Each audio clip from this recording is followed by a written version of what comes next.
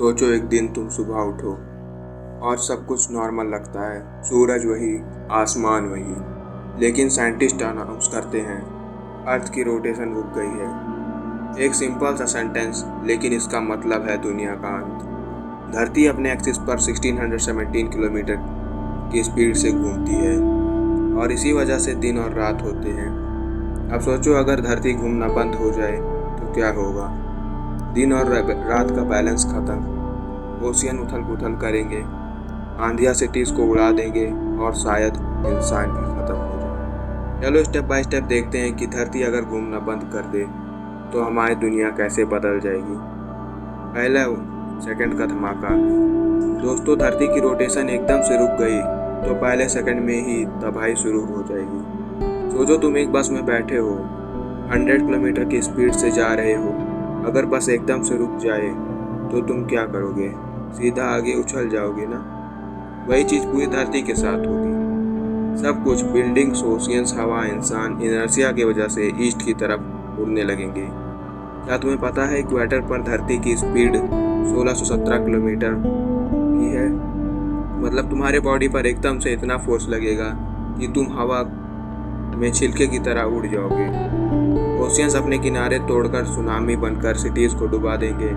Sky scrapers collapse कर जाएंगे, airplane control से बाहर निकल जाएंगे। सिर्फ एक सेकंड में ही सिविलाइजेशन का आधा हिस्सा तो तबाह हो जाएगा। पार्ट 2, एटमॉस्फेयर का तूफान। आप समझते हैं हवा का क्या होगा? जो एटमॉस्फेयर है ना, वो भी धरती के साथ घूम रहा है। जब धरती रुक जाएगी तो एटमॉस्फेयर इनर्शिया के चलते रहेगी। मतलब धरती के ऊपर चलेगा एक सुपर स्ट्रॉन्ग जिसका स्पीड होगा 1670 किलोमीटर पर आवर। यह तूफान इतना स्ट्रॉन्ग होगा कि पूरे कंट्रीज को उड़ा देगा। सोचो स्काई स्क्रैपर, ब्रिजेस, ट्रीज सब हवा में उड़ जाएंगे। पूरा शहर डेजर्ट के जगह से उड़कर दूसरी जगह शिफ्ट हो जाएगा। पहाड़ों के ऊपर हवा की एक थिक वॉल टकराएगी जो ऑक्सीजन को ख़त्म कर देगी। मतलब इंसान अपने घर से निकल भी नहीं पाएंगे और जो बाहर होगा उसके लिए सेकंड भी सरवाइव करना मुश्किल है। पार्ट 3, दिन और रात का खतरा। अब सबसे बड़ी दिक्कत दिन और रात।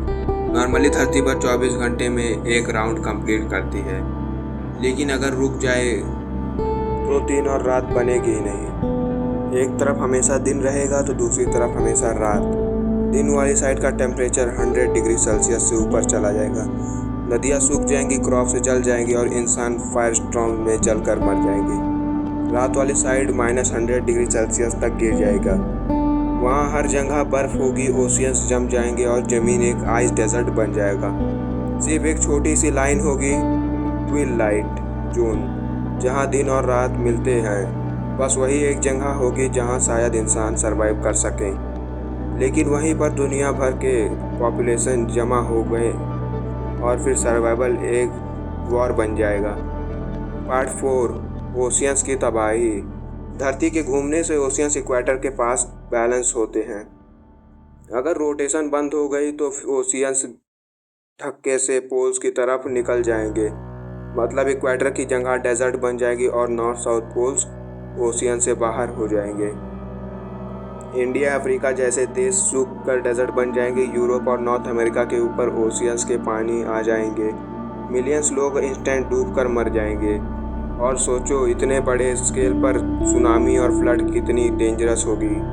ये एक ऐसा पानी का दरिया होगा जो माउंटेन्स तक को डुबा देगा। Part 5, gravity of magnetic field. अब बात करते हैं ग्रेविटी और मैग्नेटिक फील्ड की। धरती के घूमने की वजह से एक मॉल्टन आयरन कोर भी कंटिन्यूसली रोटेट करता है। ये रोटेशन ही बनाता है मैग्नेटिक शील्ड जो हमें सूरज के डेडली सोलर रेडिएशन से बचाता है। अगर धरती रुक गई तो मैग्नेटिक शील्ड खत्म। रिजल्ट, सोलर स्टॉर्म डायरेक्टली अर्थ तक आ जाएंगे। Satellite centre, power grid sub fry हो जाएंगे। यूवी रेडिएशन से ह्यूमन स्किन को इंस्टेंट जला देगी। और ग्रेविटी का क्या? इक्वेटर पर जो हल्की सी सेंट्रीफ्यूगल फोर्स होती है वो ख़त्म हो जाएगी। मतलब पानी और हवा पोल्स की तरफ शिफ्ट कर जाएंगे। ये रीडिस्ट्रीब्यूशन कॉन्टिनेंट्स के शेप तक को बदल देंगे। पार्ट 6, ज़मीन की हलचल। दोस्तों, धरती के अंदर टेक्टोनिक प्लेट्स हमेशा एक बैलेंस में रहती हैं। रोटेशन स्टॉप होते ही ये बैलेंस खत्म हो जाएगा। रिजल्ट तो 12 प्लस मैग्नीट्यूड के बराबर होंगे। सुपर वॉल्केनोस फटेंगे। येलो स्टोन्स जैसे वॉल्केनो प्योर प्लैनेट को लावा से भर देंगे। हिमालय जैसे माउंटेन्स कोलैप्स कर जाएंगे। एक दिन ही पूरे कॉन्टिनेंट्स अपनी जगह बदल देंगे। सिटीज जो कोस्ट पर हैं वो या तो सुनामी में डूब जाएंगी या तो अर्थक्वेक्स में मिट्टी में हो जाएंगी। पार्ट 7 ह्यूमंस और एनिमल का फ्यूचर। अब सवाल है ह्यूमन सरवाइव करेंगे या नहीं। दिन वाली साइड पर क्रॉप्स जल जाएंगे, पानी खत्म हो जाएगा, फूड चेन कोलैप्स। रात वाली साइड पर बर्फ -100 डिग्री सेल्सियस और ऑक्सीजन की कमी। इंसान और जानवर फ्रीज होकर मर जाएंगे।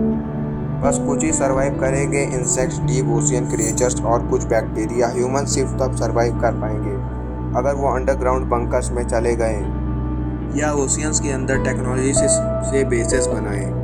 लेकिन सर्वाइवल एक वॉर बन जाएगा। इंसान इंसान का दुश्मन बन जाएगा। रिसोर्सेज के लिए फाइटिंग होगी और ह्यूमैनिटी अपने ही हाथ से अपना एंड लिख देगी।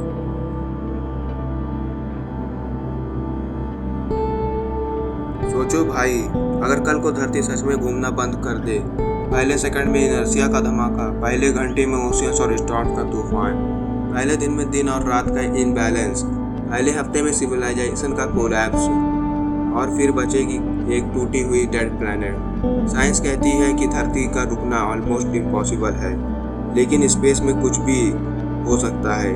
एक बड़ा एस्टेरॉयड या कोई अननोन कॉस्मिक इवेंट अर्थ की रोटेशन को इफेक्ट कर सकता है।